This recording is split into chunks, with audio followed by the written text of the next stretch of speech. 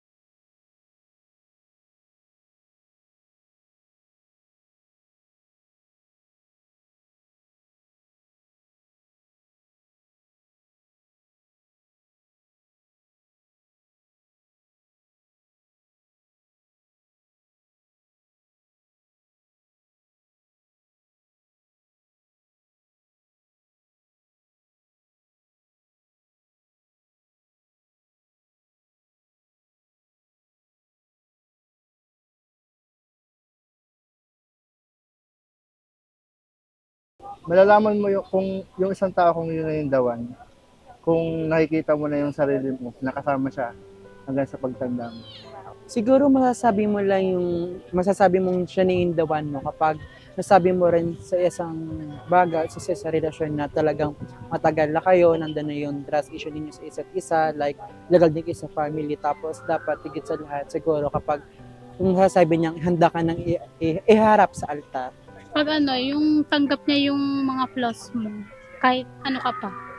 Yung kahit anong mangyari, kahit anong away nyo hindi pa rin kayo naghihiwalay, kaya nyo pa rin gawa ng paraan yung mga bagay-bagay na hindi nyo na pagkakasundoan. Pag naging compatible talaga ka. Ako doon kasi ako naniniwala. Hindi kasi ako naniniwala sa yung mahal mo yung isang tao, kasi pag yung mga lumipas yung mga taon, ganun, doon kayo nagkakaroon ng, alam mo yung hindi pagkakaintindihan. Siyempre, importante pag nakasama mo siya sa isang bubong. Yun talaga importante. Mas mahalaga ba ang love o commitment? Actually, nowadays, mapapansin naman natin yung mga situationship, 3-month rule, mga ganyan-ganyan, which is like hindi, nababaling na yung totoong meaning ng love. So, masasabi ko lang na important pa rin yung commitment kasi kasama na dun yung love. If you have commitment, ma-express mo dun sa tao na gusto mo na you love them and you're willing to be with them, di ba? For me, it's both commitment and love. Because if you don't have commitment, you never love somebody. Love. Oh, love. Yeah. Well, both are important. You want to be committed to each other, right? Yeah. I don't want her running around, and she don't want me running around with other people. So Yeah. commitment's important to most people, I would think. Both po. Kasi kung magla-love ka, dapat may commitment ka sa isang tao. Kasi yun naman yung definition ng love. For me, commitment. Kasi hindi naman araw-araw mahal mo yung tao eh. Siguro if committed ka talaga sa tao na yun, kahit hindi mo siya mahalin araw-araw, basta pipiliin mo siya araw-araw. Yun din po, commitment. Kasi kung love lang yung pag-uusapan, pwede kang magmahal ng kahit sino, pero pag committed ka sa isang tao, kahit anong mangyari, hindi mo siya iiwan. Siguro para sa akin, mas mahalaga yung love. Kasi yung love kasi, yan mo masasabi at mapapatunayan kung gaano ka magtatagal yung relationship ninyo. Kasi yung commitment naman pwede talagang mabali yan eh. Pwedeng hindi matuloy. Siyempre, usap-usapan lang. Hindi siya kagaya ng love na kapag talaga mahal ninyo yung isa't isa, talaga magka-focus lang kayo. Commitment, sir. Bakit po? Para at least, lagi mo siyang nakakasama, ganun. Hindi na iiwalay sa'yo. Kasi mahirap yung pag sinabi mo na love lang, okay pag yun nasa malayo siya. Kaya lang, talagang hindi pa rin kompleto pa. Ano ang ma-advise mo sa mga mag-partner na magsisimula pa lamang sa isang relationship? As someone hindi pa po nag-enter ng relationship, yung mabibigay ko lang po na advice is, mahalin nyo lang po yung isa't isa. Then, maging sigurado tayo sa nararamdaman natin. Kasi kung hindi naman tayo sigurado, bakit pa tayo magmamahal? Trust. And then, siguro, wag lang po maglihim sa isa't isa. And boundaries. Yun ang pinakamahalaga. Boundaries po sa isa't isa.